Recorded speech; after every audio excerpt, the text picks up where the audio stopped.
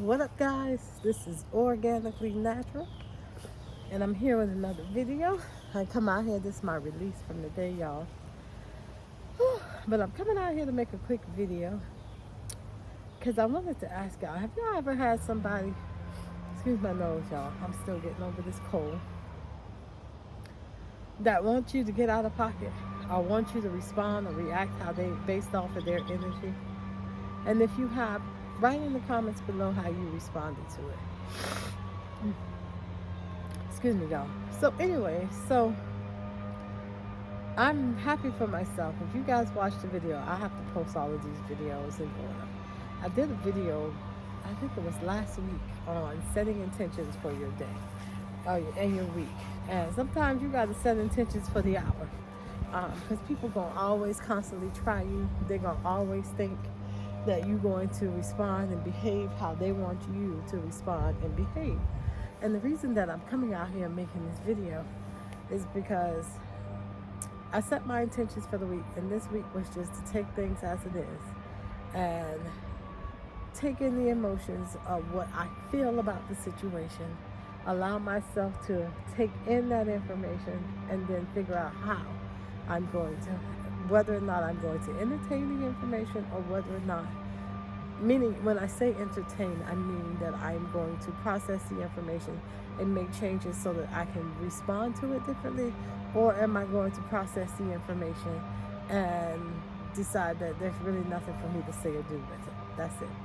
And so the reason that I'm coming to y'all today about it is because I didn't set really, I set that as my intentions, but I didn't have anything in particular that I really wanted to focus on. But today I was listening to MJ Harris. He's a really, really great guy I found him on Facebook. He also does videos on YouTube. MJ Harris, Malcolm Jamal Harris, however you guys want to look him up. And he was doing this video on something about not being bullied or something about not being taken advantage of. And one of the things that he was talking about in this is that, he started off with little tips about how, excuse this, the vacuum, or not the vacuum, the lawnmower, the blower next door. It's that time of year, y'all. But he was doing this video, and basically what he was talking about is he was giving techniques, on how when somebody come at you with an energy and you ask them a question and they don't respond, you get quiet until they give you the answer that you want.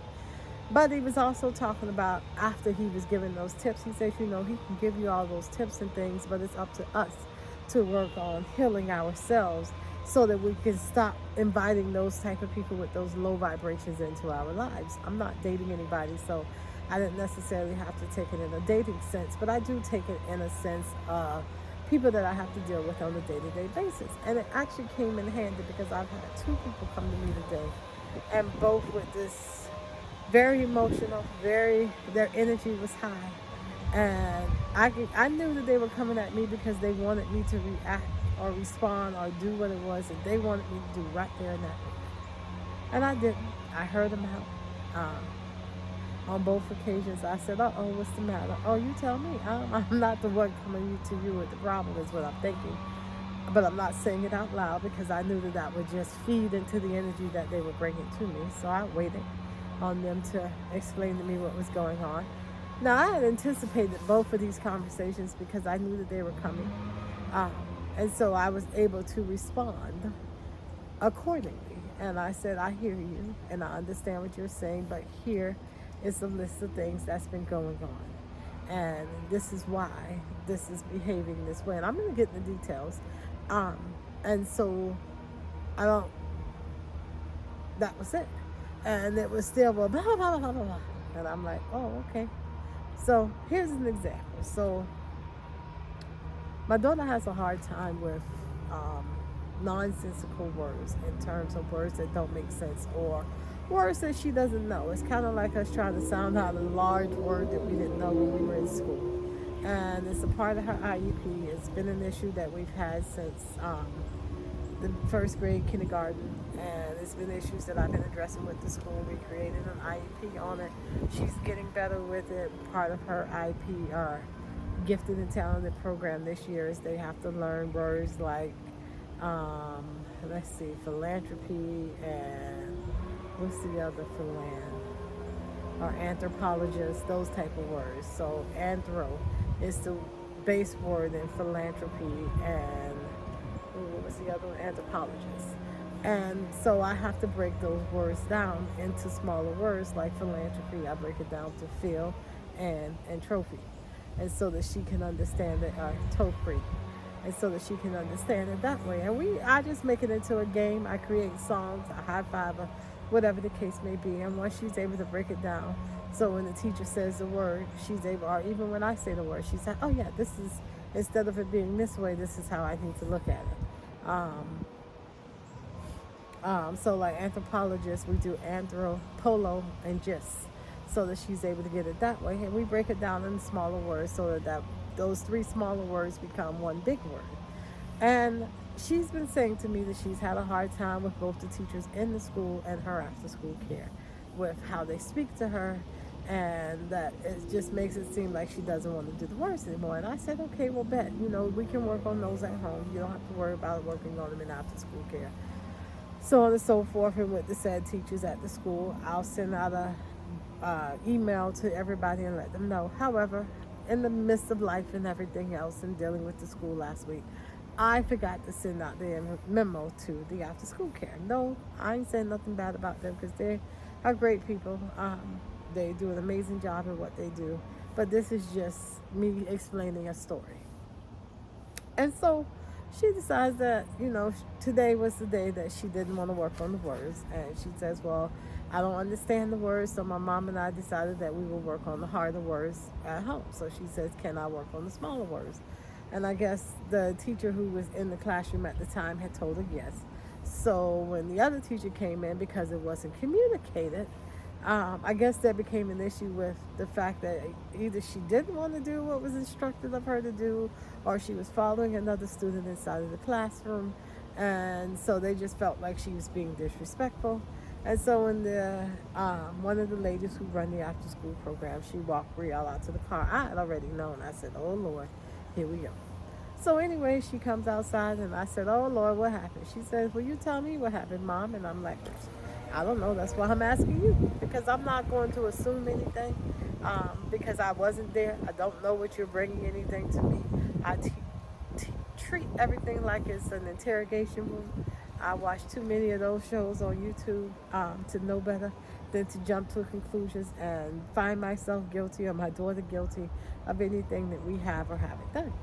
So when she begins to explain everything to me, I was like, oh yeah, my bad. I meant to let you know that I told her that we would work on those words at home, so it's not bad. And that wasn't enough. It was like, well, no, she didn't even want to read. Okay, well, what do you want me to do? Like, I hear you, but as a person who has an HR degree, who also has a psychology degree, and I also have an organizational leadership degree, I am not going to reprimand her in front of you. And maybe that's what you felt that you wanted me to do, but I'm just not going to do that. I feel that your behavior and how you talk to her was enough. And so I will handle her the way that I handle her when I get home. And just because I don't correct that behavior in front of you doesn't mean that it's not going to happen. And the same way, if you voice a complaint on any job that you work at or any industry that you go into, they're not going to address that issue. And I'll give you a prime example. My daughter and I went to Chick-fil-A one day last week after work. We were running some errands, and we decided that we were just going to pick up dinner there because we were hungry. And we didn't get great customer service outside in the drive-thru. So when the guy was done, I asked for his manager. He questioned me why. I don't owe you a reason why. I asked for your manager. So when he wanted to go back and forth, I'm 45 years old. I am not going back and forth with a teenager or a 20-something-year-old. So I said, well, thank you, and I'll just drive around and get my food from inside. And that's what I did. And I asked to speak to a manager myself. I addressed the issue at hand, and a part of me wanted to see that she reprimanded him and that she had a conversation with him. But I also knew in that moment that she would not do it in front of me. However, as we left the restaurant and we drove back around the restaurant to get out, because everybody knows that Chick-fil-A is a one-way in, one-way out type of situation, I realized that she was out there speaking to him. I can also see his body language and that he wasn't taking accountability or ownership to what he did. Now, part of me wanted to go back and say, no. He's not listening to what it is, or he's making up whatever. But then I had to realize that that's not your battle to fight, because when you go and defend the lie, then the truth is irrelevant. So I left it alone. And so I get it. I understand this leader or the after school care administrator. I understand you wanting me to reprimand my daughter in front of you. But I don't have to do that, because the same way that you had the right to tell me your story, she also has the right to tell me her side of the story. And I'm not saying that your side is right and her side is wrong, and I'm not saying that her side is right and your side is wrong. I'm saying that the truth lies somewhere in the middle of it, and I'm going to get to the truth, regardless of what either one of you say to me. Now, I know that there's been issues that I've had in terms of dealing with one teacher saying one thing and the other one saying another. And when the kids are addressed, the teacher that gave them permission to do it, she tends to turn her back to the situation as if she didn't give the kids permission to do so. And I've given my daughter the tools, but it's going to take a minute. We all know we're human beings. It takes 21 interactions for change to happen. And so it's going to have to happen to her for 21 times before she gets it. She doesn't like it, but that's the process of life. That's just what it is. If you want it to happen, then you and I can create scenarios at home where you go through these experiences with me, so that you can create the 21 experiences, so that by the time it happens again, you don't have to deal with it. Or we can just keep moving as we do with everything else and allow life to life, because that's what it's going to do. Life is going to continue to life no matter what. Now, I'm not saying that the administrator at this after school care was trying to provoke me. I'm not saying that she was going tick for tack. I'm not even saying that she was disrespectful. I'm just saying that she wanted my energy to match hers, and it wouldn't. And it's because I have a lot of things that I'm fighting for. I got a lot of things on burners, and I'm juggling them all. I have to remove things off a burner. You know how it is when you cooking Thanksgiving dinner, and you got this that needs to be cooked, that and that needs to be cooked. So it's like, oh, okay, well, I'm gonna parboil these and I'm gonna move these off. I'm gonna get these eggs going so I can set those to the side to get ready for the potato salad over here. And then while I'm doing that, I'm gonna go ahead and boil the sweet potatoes on the other burner. So when I'm done with that, I can go ahead and make my sweet potato casserole while I'm making the potato salad. And this is cooking on the stove. I'm gonna wait the last to put my turkey on, because I don't want to keep opening the oven door. So I'm gonna go ahead and get all these casseroles in. So when the turkey's done, I can put all of these things back into the oven to get them back warm to temperature before we serve dinner. But I know that the turkey gonna stay hot for quite a while, so I have this amount of time from the turkey coming out to getting all of the side dishes reheated again. But I'm gonna need X, Y, and Z to bring these warmer plates, and I'm gonna need this, and this, so that everything's served hot when it comes to a meal. I do the same thing with juggling my life. And so, because it's something that I've had to do a lot in the last 8 years, I'm really good at hiding my emotions when it comes to responding to people who want me to respond a certain way. I've been her daughter for 10 years. I've been her mother for 10 years. She's been my daughter for 10 years. I know who she is. I know how she responds, because the same way she gets short with you, it's the same way she's short with me. And I got it. And I know what it was. It wasn't that she didn't do what you told her to do. It was the I don't care attitude that she gives me, that she gave you. And now you want me to address that issue, but you didn't tell me that's what she gave you. I know that's what she gave you. And so that's why I wanted to wait till we got home to deal with it, because I want her to know that I've been telling you that this is a problem with me, so you cannot go out in public and think that anybody else is going to tolerate it. Now, was my daughter wrong? Absolutely. And I've addressed those issues with her on the way home, and we already created a game plan on how she will move forward from here on out. But I also feel like I think that conversation should have been had tomorrow. I don't think that it was something urgent. It wasn't life or death. It wasn't something that was going to make or break her being a part of the program tomorrow. I think that emotions was high. I think that sometimes we can feel disrespected by the kids that we work with. Um, when I was a nanny and I used to babysit years ago, I had this mom that told me one time, she said that the daughter's father, the father to her daughter, always had an issue, and he would just speak to the child in any kind of way.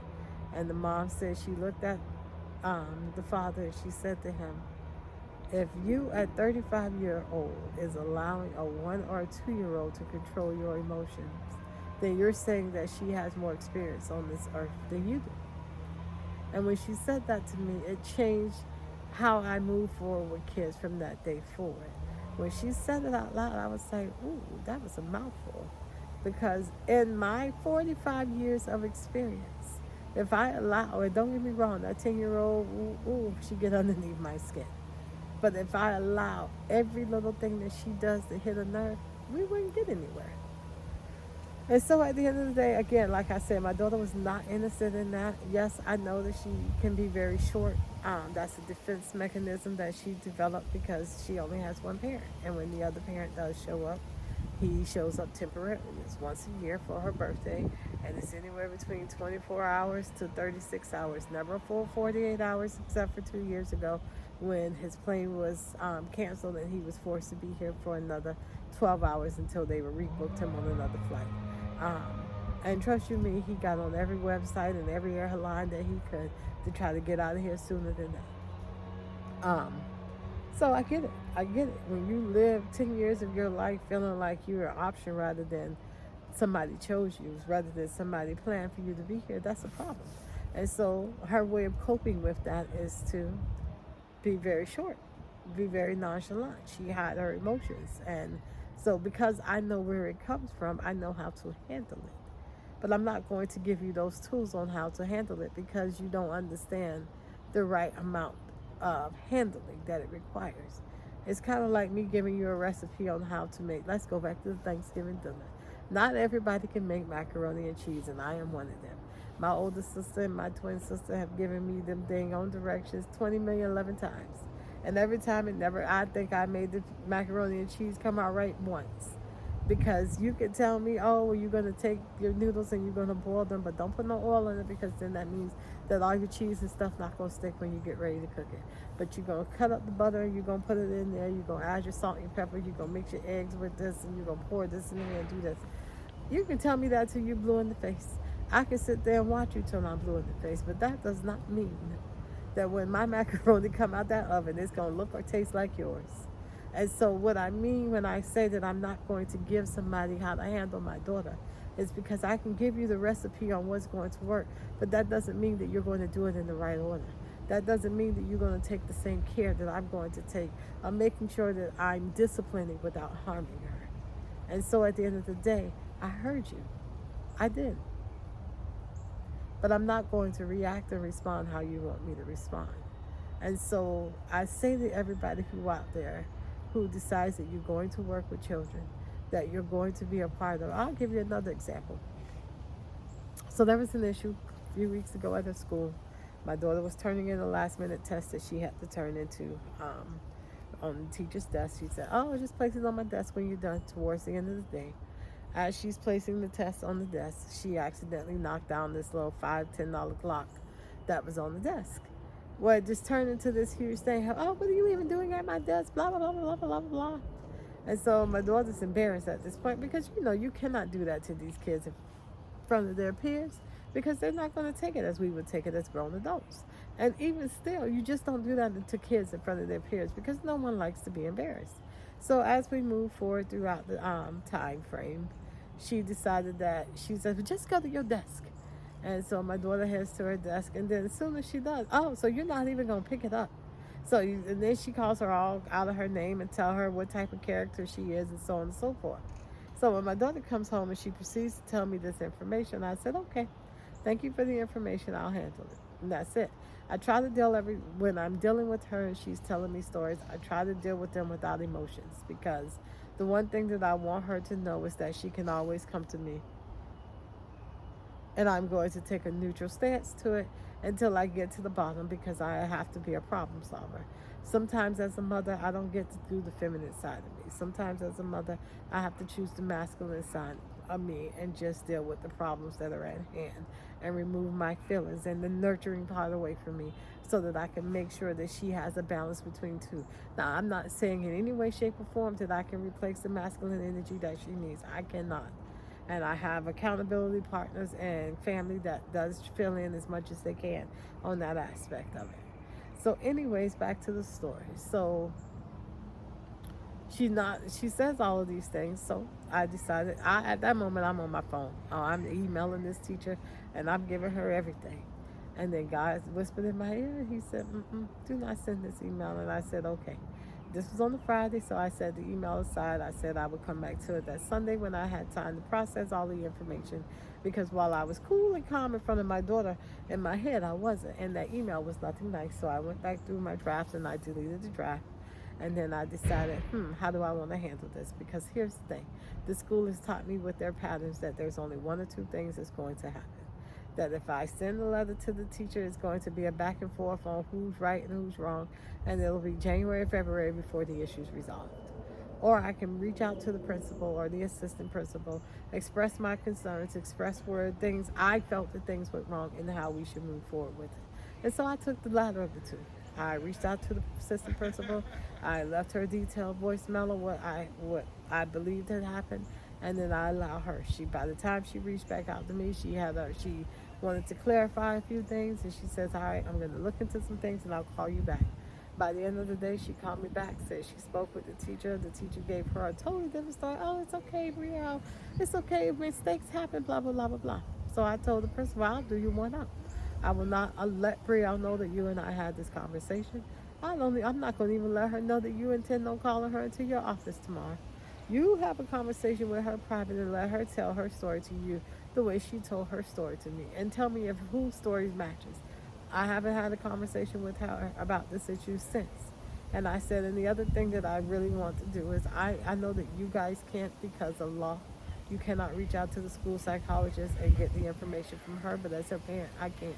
And so I will have a meeting with her and get the information. So the principal called me back later again that afternoon and says, "Well, yes, I think it's best that we have a parent-teacher conference." This was the following day after she had met with my daughter, because she did agree that the stories did not match. So we decided that we were going to have a parent-teacher conference, and we were going to go from there. So we agreed to have the meeting around 11:30 on that following Wednesday, which was the next week.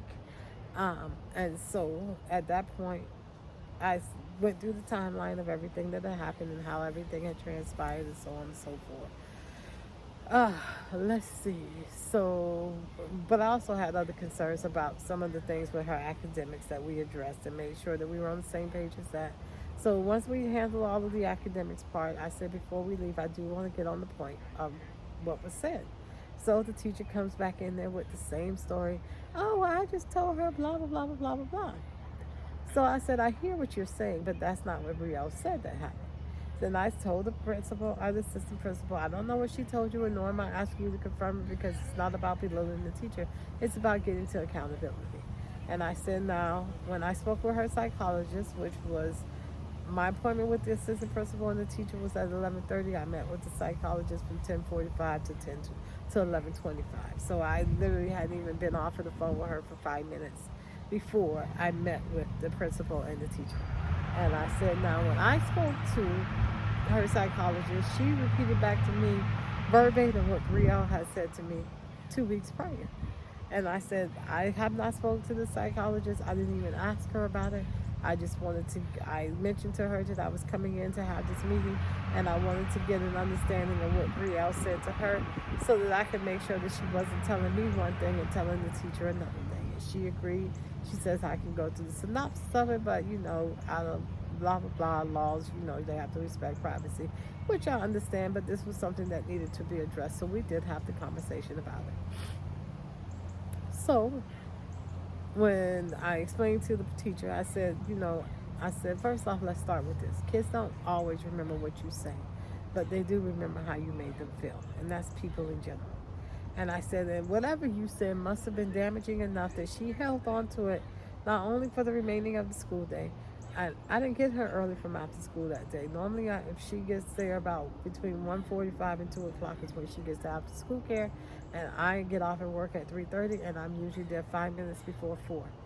And that's an average day. But somehow, some way, that particular day, I had the errand to run, so I didn't even get there till after 5 o'clock. So for her to hold on to that for that many hours and just had a complete breakdown in the car, I was like, okay, I will address it. And then for her to hold on to it the whole weekend, because I guess she didn't like my response to it, she went to her school psychologist and told her the same thing, and she didn't like her response either.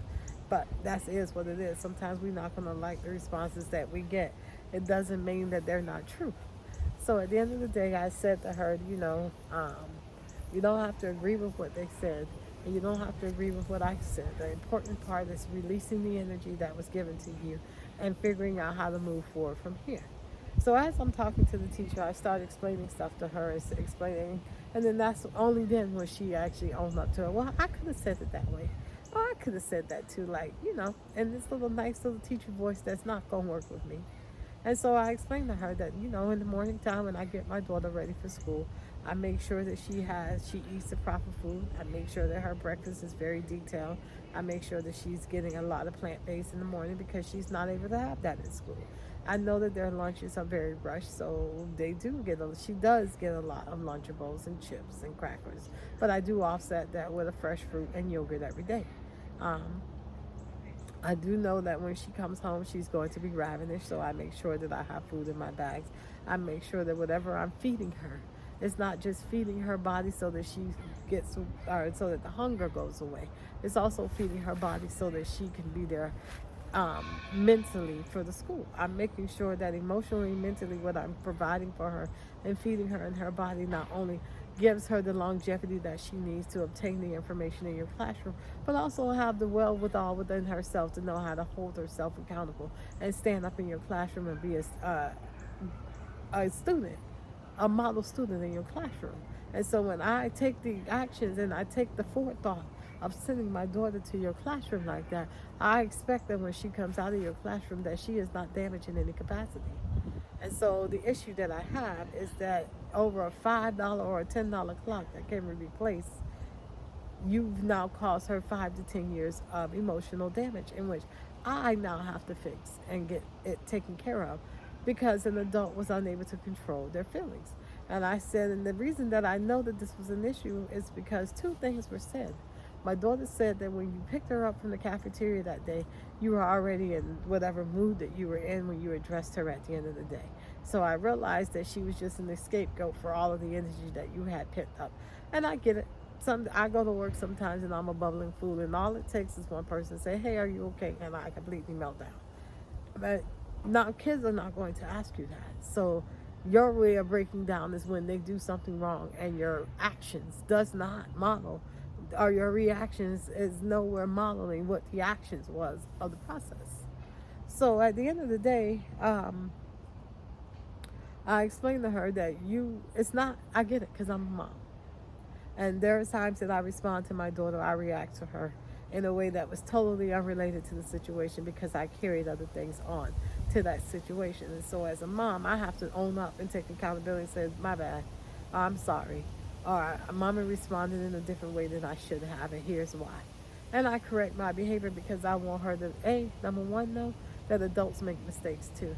And number two, that learning that if I'm showing that I'm taking accountability, then she will feel comfortable taking accountability when she does something wrong. Everything that we do and we model is an example to our kids on how we want them to behave.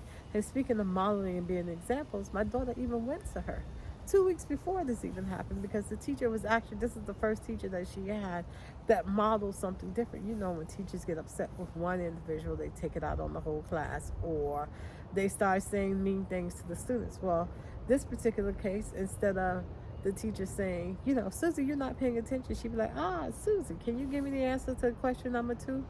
Just to get them back on track. And it's not in the mean or negative way. And my daughter told her, "Miss such and such, you're different." And my daughter says, "What do you mean by that?" And she says, because most teachers would have responded this way, and I like that you responded that way. So she taught you that that's how she wanted to be treated through the example that she gave you. And for me, for a 10-year-old to have more insight on emotions and how people are treated, and you didn't pick up on that, that speaks of your level of observancy in your classroom. That speaks on your level of participation of how you tend to see each kid as an individual rather than just a whole classroom. I teach my daughter to understand individuals. I teach my daughter to understand energy. I teach my daughter that when a vibration doesn't feel right, remove yourself from it. And if you cannot physically remove yourself from it, emotionally and mentally, remove yourself from it. So anyways, As I'm telling this to the teacher, she was like, oh, well, Brianna doesn't have any issue with me. She still treats me the same. Of course she would, because you're an authority over her.